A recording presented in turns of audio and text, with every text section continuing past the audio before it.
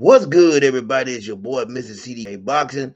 Let's talk boxing. Listen, man, it's been a long time since I've been live. I feel like YouTube had me in the shadow room or whatever you want to call it. Nobody's seeing my videos. It seems like nobody's getting notifications. But I'm gonna keep pushing forward, man. I'm gonna keep on doing this thing. I was about to leave it alone, but I'm not gonna give up on what I want to do. And I love boxing. I love talking boxing. So I'm not gonna let YouTube get the best of me. It seems like every time I turn around, people are telling me, "Man, I don't even know you putting out videos." But guess what? I'm gonna make sure y'all see it because I'm gonna post this video everywhere on every platform I got, Instagram, Facebook, or whatever it may be. Man, we got a lot of stuff going on. And the first thing I want to talk about, Jaron Boots Ennis and Vergil Ortiz, the fight that should have happened, that seems like it isn't going to happen. I was really excited when I heard the news that Jaron Boots Ennis was going to be going up to 154, taking on Vergil Ortiz. And for one reason, man, I feel like this. Boots, he got a lot of critics. When you're a black fighter, man, and you're good, man, seems like people really come down on you and they try to find any fault in you. In his last fight against Kern, a fighter that I think is really good, that we haven't seen any other American fighters face. You hear it all the talk about Boots got exposed. How can you get exposed? Because we don't really know how good Curran is. Until we see Curran fight against another American fighter, we don't know what he is. Now, from what I've seen, the guy can move, has good footwork. I think he's fundamentally sound. I think Curran is a really good fighter, and I think he beats half the people at 147. To be honest with you, I need to see Curran in there with a Mario Barrios or Brian Norman. Let me see him in there with one of these fighters, so I can say, well, okay, Boots did get exposed, or Curran is better than most people think, because that's what we really need to see. Now, they said Eddie Hearn is saying when the contract was sent over from Oscar De La Hoya or Golden Boy Promotions, it came to them at 147 pounds. We all know that Vergil Ortiz almost lost his life twice trying to make 147 pounds. There is no way possible he can make that weight. So now, what are we looking at? Boot says, they agreed to that at 147 pounds. Uh, Oscar De La Hoya and his team come back and say, well, no, we can't do it at 147. So you're getting different stories. Then, in a sense, Boots was also saying that he didn't, really know anything about negotiations. I'm so confused about what's going on right now. I don't know which way to turn. Do I think Boots is scared of anybody? No, I do not. Do I think that Boots goes in there and beats Vergil Ortiz if they fight? Yes, I do. At 154 pounds, I'm hearing that Boots will lose his title. There's no way Boots could lose his title at 147 pounds because Boots has already done what they asked him to do, and that's take on his mandatory challenger, which was Kern. That means that right now he could go up to 154, face Vergil, and still hold on to his title. So definitely, I feel like this. I don't want to see Boots become Demetrius Boo Boo Andrade or Andre, how you pronounce that. I don't want to disrespect the man's last name. I don't want to see him be in that type of situation where he don't get a fight with a good fighter or another great fighter until he's 35 or 36 years old and well past his prime. I don't want to see that. I would love to see Boots be able to get in there with someone, early in his career and show what he's made of. Now, when I look at Vergil Ortiz, it seems like people are being hard on Boots. Did you pay any attention to Vergil Ortiz's last fight? Vergil Ortiz's last fight, we seen him. If you want to talk about getting exposed, he got knocked down twice. We seen him in a life and death situation in there. So I'm gonna tell you like this: Vergil Ortiz to me is a better version of Roman Villa. He comes forward, he applies pressure, he's strong, but he doesn't move his head. He doesn't have anything else to offer, and he's flat-footed. And I just see Boots. I felt like Boots could have got in there and shined. That's how I truly feel. You know what I'm saying? I believe Boots could have got in there and really showed out on Vergil Ortiz. And I'm hoping, man, that Boots says to Eddie Hearn, listen, man, stop whatever we're doing. 154, I'm tired of hearing people talk. Make that fight happen. If I'm Boots Ennis and his team right now with everything that's being said, I say right now, let's make that fight at 154 pounds. Boots needs to make this fight. If Boots doesn't make this fight right now, he might not get another opportunity, and he could end up being another Demetrius Booba Andrade, where he's not getting any fights until he's up in age, which just doesn't make sense to me. Why not take the fight, Boots? I believe that Boots is better than Vergil. I believe Boots is a special talent, but right now it's not looking good for Boots and his team. Now, with that being said, if Boots he wants to be undisputed at 147 pounds, we all know that. Are you going to get the fight next? Are you going to get to face Mario Barrios? Are you going to get the Stanionis fight? Because it seems like to me, Eddie Hearn is more focused on getting Conor being a fight against Mario Barrios than he is Boots Ennis. And to me, you know what I'm saying, that tells me a lot about Eddie. I think the next thing Boots needs to do, I think they signed a 3-fight deal. Once this contract is over, he definitely doesn't need to sign with Eddie Hearn again. I think Boots needs to move like Shakur Stevenson, maybe a 1-fight deal here, or Terrence Crawford, how they do. I might sign a fight with you. I might sign a fight with you. The Canelo Alvarez type of movement that I feel like Canelo Alvarez really started this, and he's showing people how to move. You don't have to sign for these long fight contracts. That's the only way, you know what I'm saying, I can see Boots really moving next.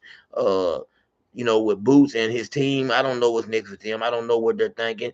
I'm just gonna say this. I don't think no fighter is scared of anyone. These people get in the ring, they put their lights on the line. So when I see people saying Boots ducking, when I see people saying Boots scared, I don't want to believe that until I truly see Boots come out his mouth and say he's turning down the fight. You know what I'm saying? I'm gonna say that something went wrong with negotiations. Put it that way. Now, with all that being said, we got another fight. Uh, Oscar De La Hoya, you know what I'm saying, has decided to let Kid Austin, Floyd Schofield Jr. get in the ring with none other than Shakur Stevenson. And to me, you know what I'm saying, listen, I'm happy to see this fight, even though I think I know how the fight's gonna go. I'm happy to see the fight because not because of Floyd Schofield Jr. It's because of his father. His father has been talking, talking, talking, and he's made his son be something that I don't think his son is just yet. His son is a watered down version of Sean Porter. You know what I'm saying? He's a watered down version of Sean Porter. Let me put it that way. His son, Floyd Schofield Jr., is to me a watered down version of Sean Porter. I just see this fight between him and Shakur Stevenson, man, being a 10-2, 9-3 type of fight in Shakur Stevenson's favor. Uh, we know Shakur Stevenson don't have a lot of power, but is there a possibility that he could get lucky and knock him out? Definitely. Shakur Stevenson could definitely get lucky and get him out of there with a knockout because I think that Floyd Schofield is going to run into something. He's going to run into a lot of punches. The thing is, can Shakur, you know what I'm saying, put together the power that he needs to get him out of there? I'm happy and excited about this fight. These fathers are talking to their sons in the situations, man. And now he got to step up. He's 22 years old. He asked for this fight. He's a little more than a prospect, in my opinion, but he's ready. He's not ready for the elite fighters. I can't see Floyd Schofield. To be honest with you, Frank Martin. I think Frank Martin would beat Floyd Schofield. There's fighters like that he should be facing before he even gets to this level. Or Williams or Pater. There's different fighters that he should have took on before getting in the ring with Shakur Stevenson. Now, Shakur Stevenson is in a no-win situation. Shakur Stevenson gets in there, and once he does beat Floyd Schofield, and he's gonna beat him, the first thing we're gonna hear is what? Oh well, he ain't fight nobody. The kid wasn't ready. But listen, man, the kid's been asking for this fight. So all I want everybody to do is get Shakur Stevenson his props because Shakur Stevenson wanted to face Williams Zapata. But after Williams Zapata fight with Tevin Farmer, where it seems like he got exposed, what's going on now? We're seeing Williams Zapata say he got a hand injury. Now, I ain't saying the man lying, but I do kind of feel like this is a move for them because they feel like there's things Williams Zapata got to work on. And, even though Tevin Farmer does let his hands go a little more than Shakur Stevenson, man, we know Shakur Stevenson's defense is head and shoulders above, I think, anybody in that division at 135. And I just think the man Williams Zapata would have really had a hard time with a fighter like Shakur Stevenson. You seen how think about Manny Pacquiao, one of my favorite fighters when he got in there with Floyd Mayweather. When you fight a defensive mind fighter, you can let your hands go all day. But it seems like for some reason when they fight fighters like that, man, they can't get the gun out the holster. Manny Pacquiao didn't throw nowhere near as many punches as he usually throw against anybody else when he faced Floyd Mayweather. And I believe that would be the same situation with Shakur Stevenson and Williams Zapata. I think you will see a big drop off in the numbers, and I think it would have been a dominating performance for Shakur Stevenson. Schofield Jr., he's young. The only thing about this for Kid Austin, he had the opportunity to go in there, lose, and guess what? He's still gonna be around. Now we'll give the kid credit. I got to give Floyd Schofield Jr. or Kid Austin credit for going in there and taking this fight, even though I don't think he's ready because a lot of people are not trying to get in there with the big names. It's not the days of when we used to see the Thomas Hearn, the Sugar Ray Leonard, the Marvelous Hagler, when fighters got in there and faced each other and showed what they were made of. Nowadays, boxing is all about the business of boxing. That's all it's about. If it ain't about the business of boxing, guess what? We don't get anything. But I'm ready and I'm excited. And when it's all said and done, you know what I'm saying, I think, like I said, that this would be a valuable lesson for Floyd Schofield, kid. Also, he's gonna get a valuable lesson. He's gonna get a boxing lesson, and he needs his boxing lesson. I think he should have waited. I think his time would have came with Abdullah Mason or somebody like that. Maybe Keyshawn Davis, who has a lot less fights than a Shakur Stevenson. But hey, that would have been great. Now, man, I'm so tired, of people. When somebody calls Gervonta Tank Davis out, Gervonta Tank Davis is getting ready to face Lamont Roach, right? I'm gonna tell y'all what I'm really tired of. Anytime somebody calls out Gervonta Tank Davis, everybody got a problem with it. Go call out somebody else. Go fight somebody else. Keyshawn Davis got Andy Cruz problems. Keyshawn Davis lost to Andy Cruz in the amateurs. Does Tank Davis, I'm sure Tank Davis did lose amateur fights.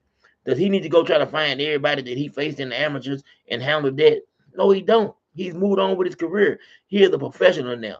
Andy Cruz and his team have said they are not ready for a Keyshawn Davis fight anyway. And if you really pay attention and you know something about boxing, you can see the Keyshawn Davis style is more, more of a professional style than Andy Cruz is. Andy Cruz still has a lot to work on. He might be a phenomenal fighter, but if I had to get him in the ring right now, I got Keyshawn. I got Keyshawn, man, really putting them paws on Andy Cruz at this moment in time. So I don't have a problem with Keyshawn Davis calling out Gervonta Tank Davis. I don't call it clout chasing. I call it a young man wanting to get in there and prove himself. Same thing with Floyd Schofield. There ain't nothing wrong with somebody wanting to get in there and prove themselves against the best. I've heard Coach Kenny, man, who I ain't gonna lie, I watch Mill City a lot. Shout out to Mill City. But man, when Coach Kenny go on there, man, a lot of times, listen, man, they're not gonna let you boy on the platforms because I'm gonna go in there and tell these guys what they really need to hear. Cause there be a whole lot of lying, a lot of capping, and a lot of just, disbelief of the things they be saying.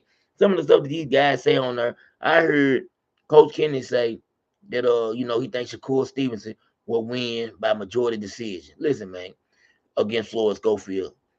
We all know, if you know anything, and if you believe in Shakur Stevenson, it won't be no majority decision. It will be a unanimous decision.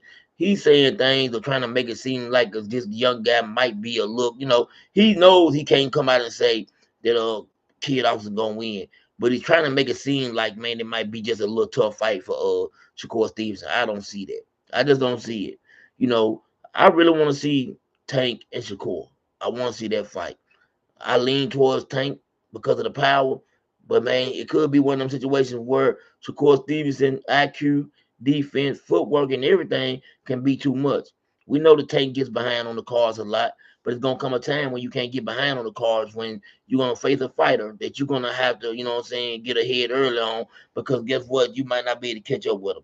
And Shakur Stevenson, in his heart of heart, believes if he gets in there with Tank, that that's what's gonna happen. I'm telling you how he thinks it's gonna play out.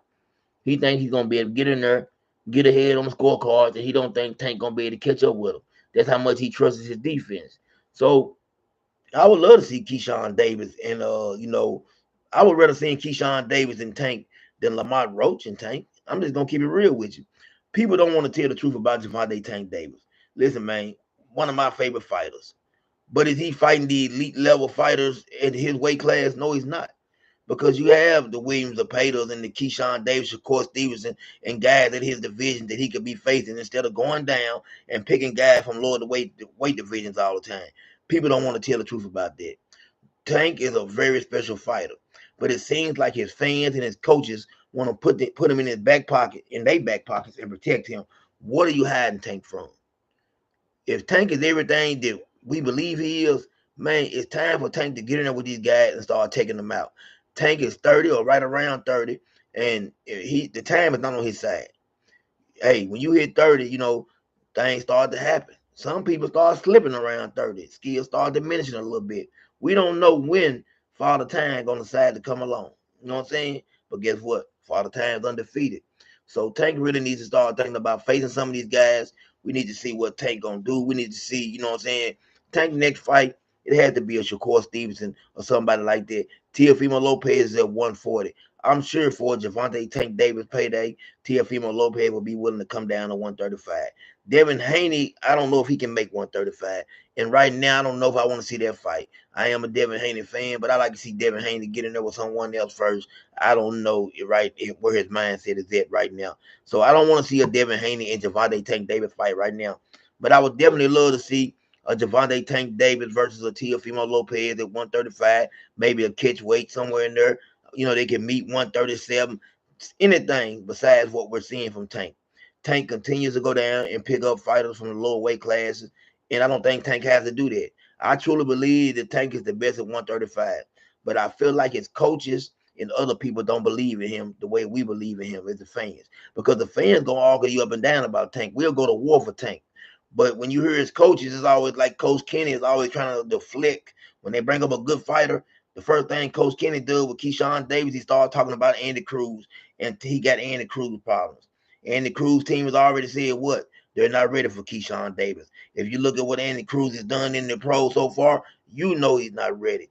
We got to start paying attention to stuff like this and start realizing, man, that, hey, Coach Kenny and maybe Coach Calvin don't want to see Tank challenge himself. That's how I feel. It's like they don't want him to challenge himself. I think Tank wants to get in there with anybody. That's how I feel, man. Tank wants to get in there with anybody. I don't think it's Tank more than it is his team. I think Tank is listening to his team. I think they're telling Tank, man, you know what I'm saying? No, we're not going to move this way. We're going to move this way. Moving on from Tank. Now, listen, man, y'all know what it is. We got a big fight coming up this month. Man, listen. Tyson Fury versus Alexander Usyk for the undisputed heavyweight championship of the world. Tyson Fury, to me, people are talking about he got beat down last time. If you watch boxing and know what you was looking at, you know he didn't get beat down. We're keeping it honest. And one thing about me, I'm gonna do one thing when I do these lives. I'm gonna keep it honest and give you a real assessment. I ain't gonna be one of these guys that just tell you anything, because you might come along and really don't watch boxing, and I don't want to feed you no BS. It was a very good fight. It could have went either way. Tyson Fury was in that fight. I believe like Tyson Fury got too confident, started playing around and got caught. And when he got caught, the fight changed. I believe that Tyson Fury has a real good chance of winning this fight. I also, you know what I'm saying, felt like that he's going to win this fight. I believe that Tyson Fury is going to go in there and make the necessary adjustments, and I think this fight turns into a trilogy. That's one thing I got to say about this. I think this fight does turn into a trilogy. I'm just waiting to see how it goes and how it plays out. But I really feel like Usyk had already lost the fight anyway, because when he fought Daniel Dubois, there was not a low blow. We all know that he got caught in the midsection. He went down, and he should have been counted out. But hey, it is what it is. And I don't want to dwell on it too long. I just want to wait and see how that fight plays out. Now, getting to the women, man. There's been a lot of talk about this Amanda Serrano and Katie Taylor fight that was on the, Mike Tyson and Jake Paul card. Uh, from what we heard, 50 million people watch. And so some people are saying, well, it don't count because they wasn't the headliners. Well, I'm going to say this. 50 million people watched that fight in its entirety. So that tells you how good of a fight it really was. Because a lot of times, people are not going to stay tuned in to something they don't like. So let's give those women credit. Let's also give Jake Paul credit for paying these women like they need to be paid for putting their lives on the line. I really wish that Clarissa Shields would start showing more love to the other female boxers. It seems like anytime somebody brings up another female boxer name, she has a problem with it. You seen her in the Cameron situation, and how she went back and forth with him. Or Clarissa Shields always challenging a man. Clarissa Shields is great. She is the GOAT. And as the GOAT, you got to carry yourself like that in the ring and outside the ring. And I think that's what she needs to work on, the way she carries herself outside the ring. I really truly believe that Clarissa Shields, man, could beat any of those women. I feel like that, but I just don't like her attitude outside the ring. And when she said that Cameron didn't like black women, I don't think that's true at all. I think blacks. Clarissa Shields, he had a problem with Clarissa. He had a problem with Shakur Stevenson. There are two people that known to be in their feelings about things. So I think, and Cameron's the type of guy, he's not going to let you say no anything to him. If you say something to Cameron, he's going to respond back. And you might not like what he say, because the guy, he is a funny dude, man. And he will, make you look bad. So with Clarissa Shields, You know, I just feel like she needs to, you know, say, hey man, Amanda Serrano and Katie Taylor, they put on a great performance. You know, even though it wasn't the headliner, if you think about it, Mike Tyson and Jake Paul had 65 million people watch their fight. But Katie Taylor and Amanda Serrano had 50 million watch their fight. Man, that's a number that's going. You know, why not do this right here, Clarissa? Why not get on one of those Jake Paul cards and make the money? You know what I'm saying, that you can make and you deserve to make. I'm not a fan of Jake Paul. I'm tired of Jake Paul going around calling out grandpas. It's to the point now where I heard that Jake Paul is trying to get Jack Johnson dug up out the grave so he can face him. You know, that's how I feel about Jake Paul. I need to see Jake Paul in there with a boxer. It ain't got to be an elite level boxer, but somebody in the top 20 of his weight class. I don't know if he want to be a cruiserweight, light heavyweight, or heavyweight, but somebody in the top 20, I would like to see Jake Paul in there with. Now, Arthur Better Beaver has called him out. We know that's not going to happen. Uh, he's not gonna get in there with Arthur. So I just want to see something like that, man. I'm tired of Jake Paul beating up on the Mike Tyson or the old means of the world, our legends. Jake Paul needs to get in there with somebody that has a pulse. Now, like I said, they say he's trying to dig up Jack Johnson so he can fight him. Stuff like that, man, we really don't want to see. Jake Paul, if you ever listen or ever hear this, I want to see you in there with one real boxer. Canelo Alvarez, I don't care who Jake Paul gets in there with, but he has to face. If you want to be the face of boxing, you got to face a boxer. You can't call yourself the face of boxing when you're not facing boxers. You're fighting basketball players, retired MMA fighters, old boxing legends.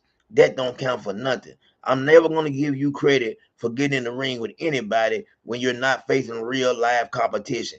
And that's the problem right now with Jake Paul. You know what I'm saying? People can say what they want to.